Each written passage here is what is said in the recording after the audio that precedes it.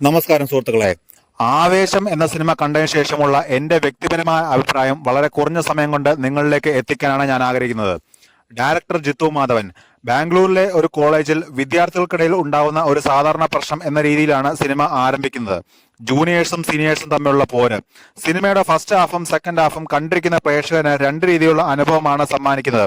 First ഹാഫിൽ ഇവർ പുതിയതായി ഒരു സ്ഥലത്തേക്ക് വരുമ്പോൾ അവിടെ പരിചയപ്പെടുന്ന പുതിയ ആളുകളും അവർ തമ്മിൽ നല്ല അടുപ്പത്തിലായതിനു ശേഷം മറ്റുള്ള ആളുകളിൽ നിന്ന് അവർക്ക് നേരിടേണ്ടി വരുന്ന പ്രശ്നങ്ങളും അതിനെ അവർ എങ്ങനെ മറികടക്കുന്നു എന്നുള്ളതാണ് ആദ്യ പകുതിയിൽ കാണിക്കുന്നത്.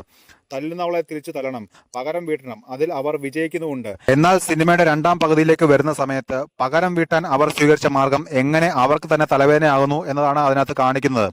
അവിടെയാണ് ഈ വ്യക്തികളുടെ സ്വകാര്യമായിട്ടുള്ള പല കാര്യങ്ങളും കയറി വരുന്നത്. സിനിമ മൊത്തത്തിൽ കഥ പറഞ്ഞു പോകുന്ന രീതി ഒരു ഫൺ മോഡിലാണ്. ബ്ലാക്ക് ഹ്യൂമറാണ് കൂടുതലും.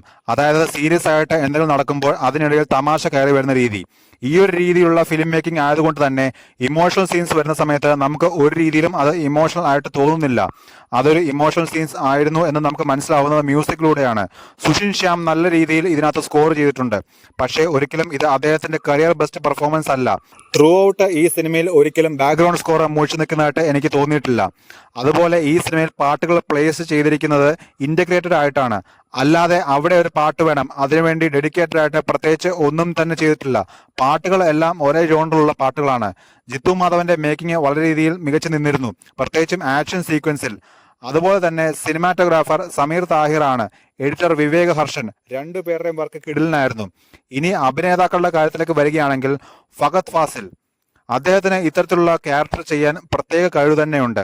പല ആളുകളും ഈ സിനിമയെ ഫഹദിന്റെ രാജമാണിക്യമായി വാഴ്ത്തി പാടുന്നത് കണ്ടിട്ടുണ്ട്. ഒരുപക്ഷെ സിനിമയിലെ കഥാപാത്രത്തെ വെച്ചായിരിക്കാം അവർ സംസാരിക്കുന്നത്. രാജമാണിക്യം വേറെ രീതിയിലുള്ള ഒരു സിനിമയാണ്. രാജമാണിക്യത്തിലെ കഥാപാത്രം ഇതുപോലെ കൂടുതലും ഫൺ മോഡിൽ പോകുന്ന ഒരു കഥാപാത്രമാണ്. അദ്ദേഹത്തിന്റെ ആയിട്ടുള്ള സംസാര ശൈലിയുണ്ട്. വിദ്യാഭ്യാസം കുറവായതുകൊണ്ട് തന്നെ ആ കഥാപാത്രത്തിന്റെ സംസാര ശൈലിയിലും ആ പ്രശ്നങ്ങൾ ഉണ്ടാവാറുണ്ട്.